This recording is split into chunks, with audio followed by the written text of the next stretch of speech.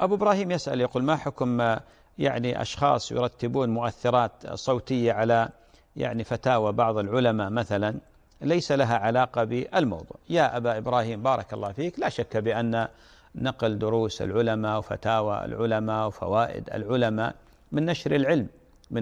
العلم، ويجب على الناقل لهذه الفتاوى والدروس والفوائد أن يكون أمينا، ولا يجوز له أن يتلاعب بهذه الفتاوى، سواء بتغيير صوت الملقي مثلا، أو بقطع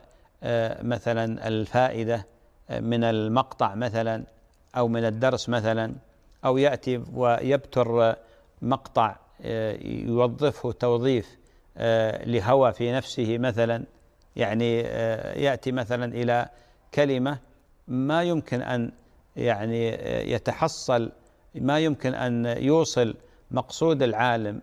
إلا بما بعدها فيقطعها، لا، هذا والعياذ بالله يعني غش وكذب وخداع. كذلك يعني توظيف مثلا محاضرات ودروس ومقاطع العلماء وفتاوى العلماء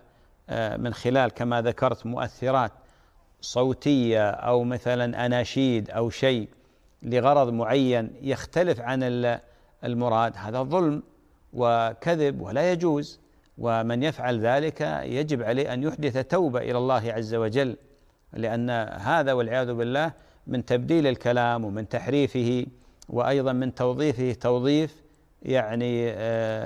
توظيف سيء. يعني مثلا العالم يقول شيء ثم يأتي فيوظفه من خلال أنشودة أو من خلال أبيات من الشعر يعني تتصادم مع ما يذكر العالم، هذا حرام ولا يجوز. فعلى الإنسان يتقي الله، ولا يجوز للإنسان أن تدفعه العاطفة إلى مثل هذه الأمور، لأننا نحسن الظن بالناس، فربما يعني دفعت بعض الناس العاطفة فيوظف كلام يقطعه لمعنى في نفسه مثلا، أو لموقف مثلا في حياته، هذا لا يجوز وظلم وحرام وتحريف للكلم ولعب بالألفاظ. فعلى الناس أن يتقوا الله، ومن أراد أن يعني يفيد الآخرين ينقل كلام العلماء كما هو، ينقل الفتوى كاملة، ينقل الدرس كامل، ينقل المقطع الذي فيه الفائدة أو المعلومة مكتملة كامل، وينشره للناس إذا كان والله يعتقد بأن فيه فائدة. أما أن يتلاعبون بألفاظ يتلاعب شخص بألفاظ الملقي مثلا، أو يبتسر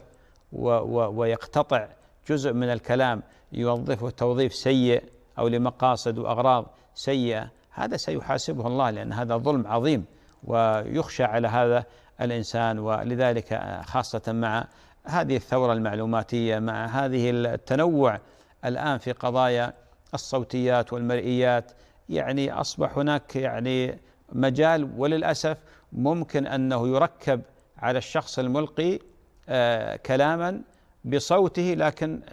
ليس هو القائل، مثل ما شاهدنا الآن تحذيرات وهي تدخل ضمن الجرائم الإلكترونية. أسأل الله تعالى أن يوفق الجميع لكل خير.